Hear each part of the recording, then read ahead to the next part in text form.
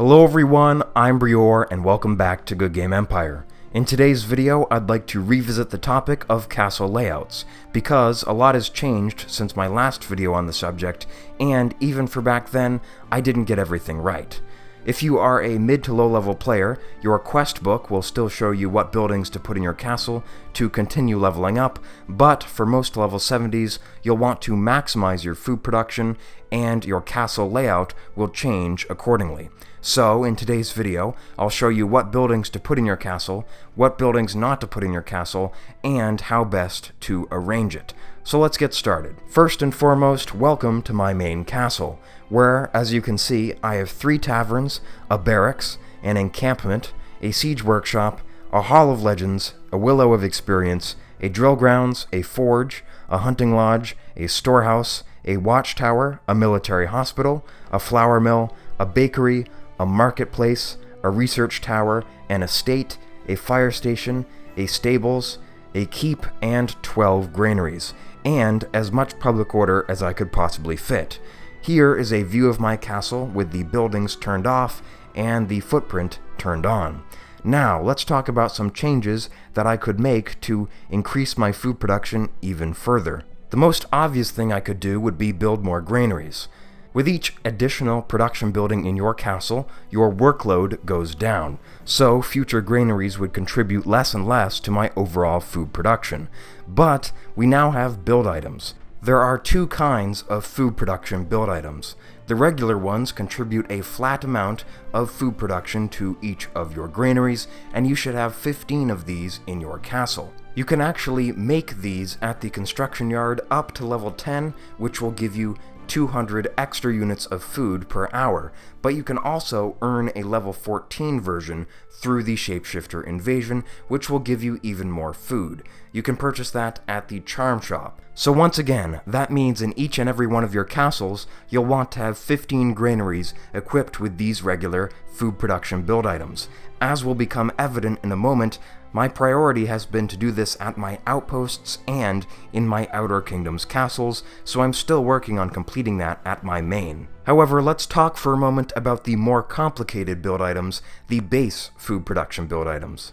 These work differently in that they are applied to the base production of the granary itself, and they are multiplied by public order and all of your other food production bonuses, which means they can be way more powerful. You may wonder how many of these build items you should have in each of your castles, but the answer is a lot more complicated because once again, the effectiveness of these build items depends on your public order, your workload, and lots of other statistics. Your main castle will have medium-sized fields capable of supporting up to 3 granaries at a workload of 100%. The general rule with base food production build items is to put them on all of your granaries with a workload of 31% or better, and that means that the magic number of base food production build items for your main castle will be 11 or 12. It all depends on your public order. Now, public order and base food production build items are a bit of a paradox. Obviously, to put more granaries into your castle, you will need to take out decorative items.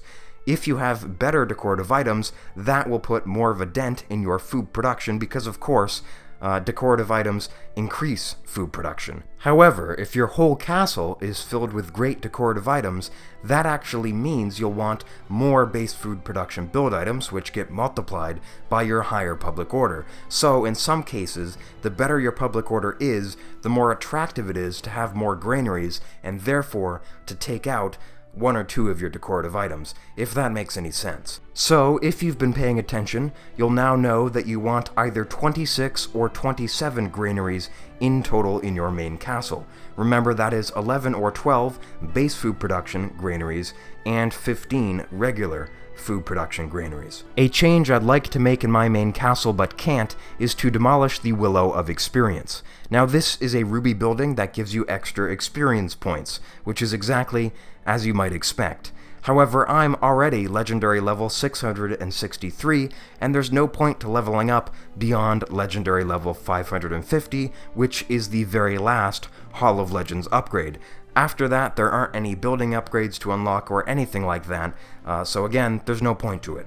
However, the Willow of Experience is a ruby building that cannot be demolished, which sucks. Luckily, it does provide, I think, a little over 200 public order, so it kind of counts as a decorative item, but I would much rather replace that with something better, or perhaps the Glory Memorial, which would at least be of use. I'm also not wasting any space in my castle on the construction crane, on hideouts, on the stronghold, or indeed on the university. The university is a new ruby building, it has a 5x5 footprint, and it provides excellent public order for a building of that size, so if you'd like to build it you can.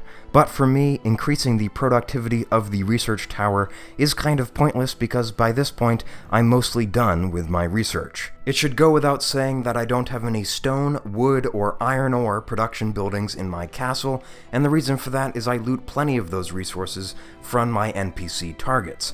All the time I see level 70 players with these buildings, and it doesn't make sense because it really hampers food production and they should have demolished them long ago. The same can truly be said of dwellings. The amount of coins that you can collect from taxes is pitiful when compared to the amount of coins that you can loot from the nomads or the samurai, for example. You'll also notice that in my main castle I don't have any guardhouses, and the reason for this is that they also limit your food production. I would rather be easily able to be spied, but have more defenders than the other way around. At the highest level of the game anyways, your opponents will have plenty of spies, and they won't care what your setup is, they'll only care if you have troops, and that can be gotten with a 50% accuracy espionage. Yet another building I don't have in my main castle is the Master Builder. This is a ruby building that will reduce the amount of resources it takes to construct and upgrade buildings.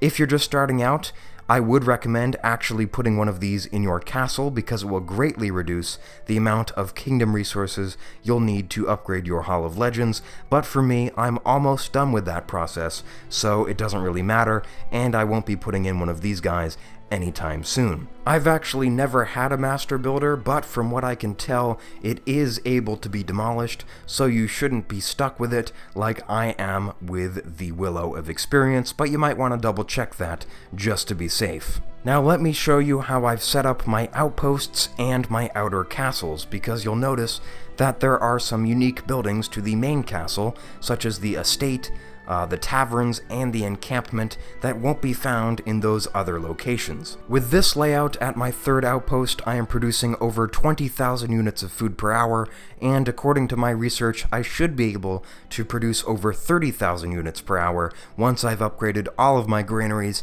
and have the best decorative items and build items in the game. I do have one guardhouse in this location, but that might not be a bad thing for a player who has a YouTube channel and gets a lot of attention from low-level players who would like to sabotage him. The guardhouse could be replaced by a king's tree or some other decorative item, but I'm not going to be spending any rubies on that.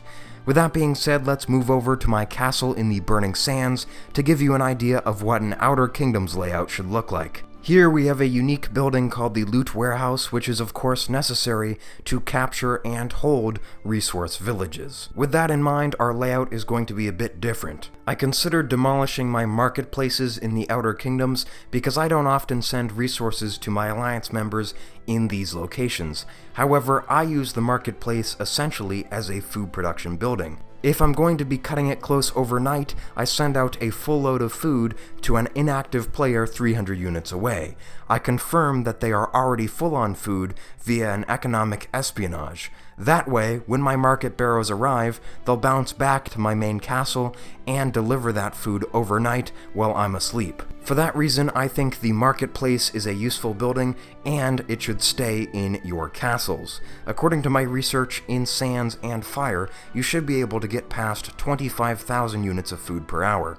In Ice, it's a little bit different because you can't hold as many resource villages, but you should still be able to get up to 22,000 or so. As you can see, I'm still working on it. Another thing to mention is that in your outer kingdoms, you should not have any production buildings for charcoal, olive oil, or glass. I had these buildings in my castles until recently because I was trying to get as many of those resources as possible. I started taking the game seriously only after Goodgame Studios removed the practice of farming, which was the easy way of collecting those resources. Anyways, even with all of those buildings in my castles, I could only produce about 1,000 units per hour, which is about 1/4 of what I would loot from a maximum level Cultist's Tower, Barbarian Tower, or Renegade's Tower, so having those buildings in your castle is just not worth it. Alright, ladies and gentlemen, that's about it for today's video. If you enjoyed watching, please remember to leave a like and or a subscription to the channel. I always appreciate it. Nowadays, castle layouts are pretty much all centered around food production, so if you'd like to learn more about that, I've got a video dedicated to that very topic, and you can watch it by clicking the card in the upper left-hand corner. So once again, thanks for watching, and I'll see you next time.